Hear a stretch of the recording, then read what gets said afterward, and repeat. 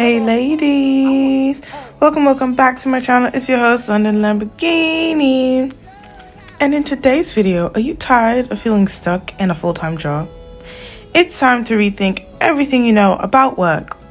Contract jobs are where the freedom, flexibility, and bigger paychecks are. Here's why making the switch could be your best career move. Because full-time jobs aren't the only option.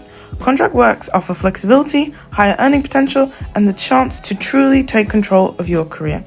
In this video, we'll break down why contract roles are often better paid than traditional roles, and how to find one that fits your skills.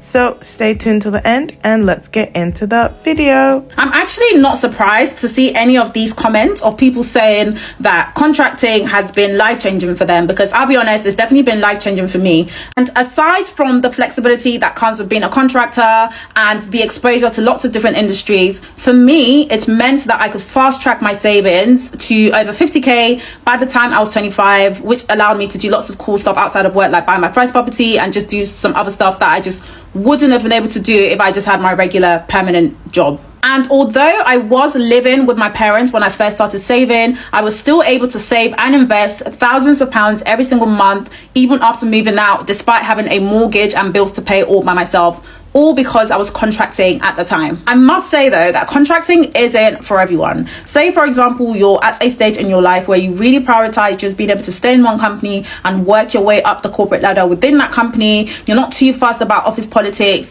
and maybe you just value a bit more security, like feeling more secure in your job, then contracting probably isn't for you. Or if you're kind of like me and other people that tend to go into contracting and your main priority is really how much your time is worth in the corporate world, and you don't really care about office politics, trying to get promoted, all that kind of stuff, and you don't really mind working at lots of different companies, then contracting might just be for you. I get a lot of questions about how to navigate being a contractor, how to secure the top day rates, how to negotiate your day rates, where to find these roles, like where are these roles that you speak of? Well, there are strategies for this, and I can't talk about all of these things on TikTok, so I have put together a 2-hour event that's happening next week Tuesday, and I've invited some contractors and experts that I personally look up to. One of the panelists has been a contractor for over 20 years non-stop, and the other panelist has been killing it despite only being a contractor for about 5 years. I've also invited a qualified chartered accountant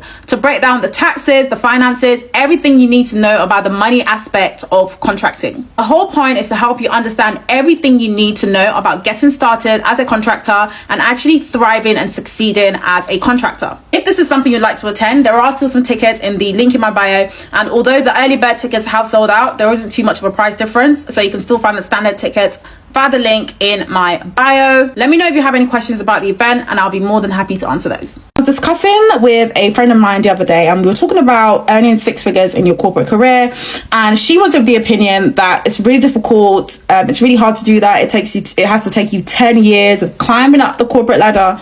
And I was actually of the opinion that actually, no, not necessarily, and definitely not from my experience anyway. The job market is called a market because it's basically a marketplace for skills and experience. If the skills that you have are in high demand, you get paid more for those skills, especially if there's a shortage of those skills. So all industries aren't made equal, right? Some industries actually just pay you more for doing the same thing. Like for example, with my current role, if I was in investment banking, for example, I'll probably get paid more just because I'm in investment banking and they just pay more. That's why I've noticed that a lot of people are pivoting. I get a lot of questions about pivoting because people are noticing that actually there's a glass ceiling in their current industry, and by moving over to a different industry, that they just get paid more in that industry. By taking on maybe a less secure career path, you can actually earn a lot of money. So I've had a lot of contract roles, and this is basically where you are a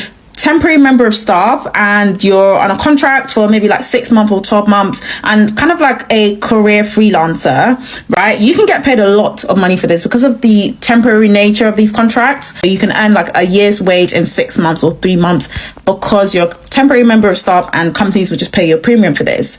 So for me, this has been something that's been really lucrative. It's helped me to hit the 6-figure mark, and it's something that a lot of people don't know about, but I think that it's worth exploring. And finally, we have the traditional route of climbing up the corporate ladder, and lots of people tend to default to this, and there's nothing wrong with that. It just might take you a little bit longer compared to the other routes, and it's basically where you work your way up to more senior roles, and obviously the more higher you go in the ladder, the more you earn until you get to like maybe director level. Some people get to CEO level, and then you can, then you can earn your big bucks. This is the tried and tested route. It's the surest route to get to the 6-figure mark.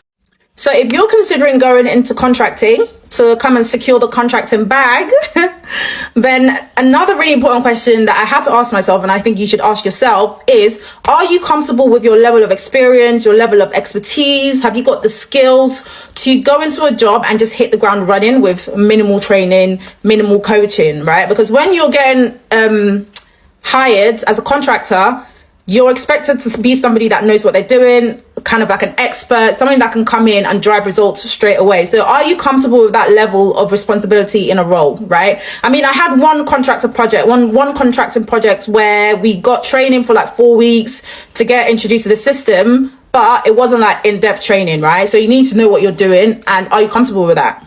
Part 3 coming up. So follow for that. So here's the tea about contracting in the corporate world. I feel like contracting is highly gatekept, right? People don't really talk about it. And I know a lot of people that are earning a lot of money contracting, right? And somehow I actually fell into it. At the start of my career, I just happened to know lots of people around me that were doing it because of the industry that I was in, finance, lots of contractors in there, especially compared to their permanent counterparts. When I saw the difference in how much people were taking home, I was like, yep, this is my path. I'm doing this. And obviously, just like everything else, there are pros and cons to contracting. But if it's something that works for you, then it can be highly lucrative. And in terms of where to find contract roles, you can really find them on a lot of just your usual job boards like Indeed, Reed. My most recent contract role that I secured was on CV Library, where I just put my CV. I didn't even apply. You can find contract roles on LinkedIn, and there's a lot of recruiters on LinkedIn that just specialize, and recruitment agencies that just specialize in contract roles. That's all they deal with. So finding those recruiters, connecting with them, staying up to date with their feed. And then in terms of the requirements for contracting, typically if a company is hiring a contractor, they're not looking to train you up or anything like that. They want somebody that can come and hit the ground running straight away. So you need to know what you're doing. You don't need any special qualifications or anything like that. You just need experience. Obviously qualifications help all the time, but you just need the experience. And not to be dramatic or anything, but contracting literally changed my life. Like, it really did. There are so many elements, so many aspects to it that people just don't know about, like the IR35, the taxes, umbrella company, so many aspects to contracting, and I get so many questions about it. So I am thinking of, should I do an event? I'm going to create some sort of wait list. I'm going to put it in the link in my bio. I'm going to put it in the comments that if that's something you'd be interested in, it's going to be an online event. Just join the wait list and you get an email if I decide to go ahead with the event. But I do think that a lot of people might find it really useful to just ask their burning questions, speak to industry experts, that people that have been contracting for way longer than I have, like 10 years, 20 years, and just know everything that there is to know about contracting, right? So if that's something you'd be interested in, put your email in the wait list, and then I'll let you know if I decide to go ahead with that. So guys, back to me in the video, sharing my journey to 6 figures in corporate by 26 through contracting, right? And we all know contractors can make quite a bit of money in corporate, but there are some very important questions you do need to ask yourself that I asked myself before going into contracting. And the first question was, are you comfortable with the level of uncertainty that might come with 3 to 6 month contracts, sometimes 12 months contracts that might not get extended? Right? So depending on your circumstance, you need to assess if that actually works for you. I can't go into everything in this video, but I'm going to do a part 2 and 3, so follow for. The reason why contractors are able to take home £5,000, 10, 20, 30,000 pounds every single month in corporate is because they're not your typical employee. So technically they're not employed by the business. Instead, contractors like myself are hired for a specific period of time, usually to work on a specific project, and that project might be ongoing, so your contract might get extended, or just to fill out a gap in employment. So maybe someone's away on maternity leave. So there are lots of different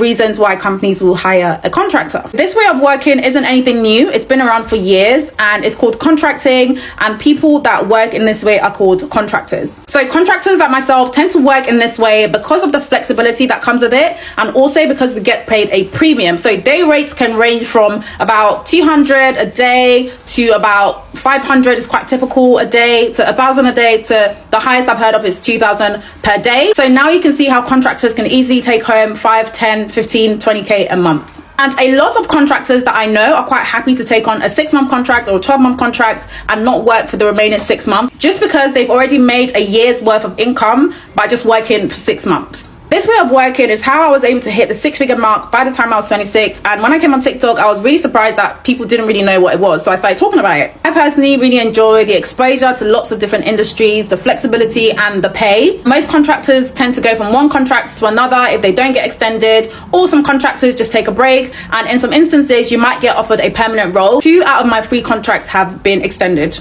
But don't get me wrong, it's not the perfect way of working, because like everything else in life, there are upsides and downsides to being a contractor.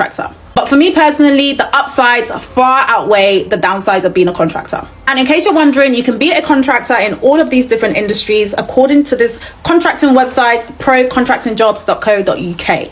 But with that being said, some industries are more lucrative than other industries, just like the normal way of working. But I hope that helps explain what contracting is. Thank you for staying until the end of the video. For those of you who don't know my backstory, I did previously mention in a different video that both of my parents have been contractors for most of my life, for as long as I can remember.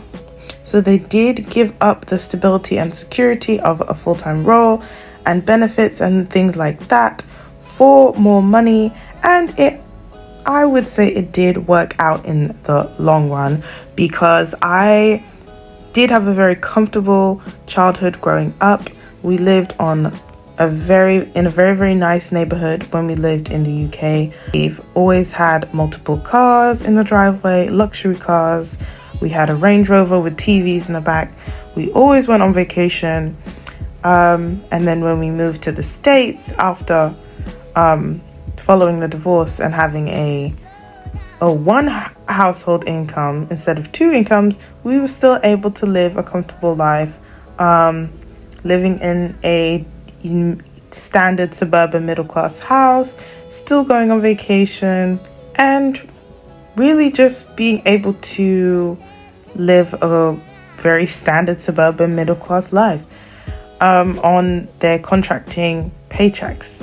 So this is definitely something to consider if you want to achieve a certain lifestyle. However, do be wary of the risks and take that into consideration. I did recently see an infographic on social media that said the minimum household income that a family of 4 needs to live comfortably in the US, and not a single state said under $173,000, which was mind-blowing to me, because I think the median salary is somewhere around 50k, less, maybe even less than that. I'm not too sure, don't quote me on that.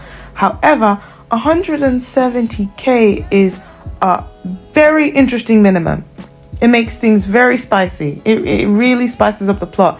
So let me know in the comments what you think about this. I'm definitely going to be making more videos about that specific topic anyway.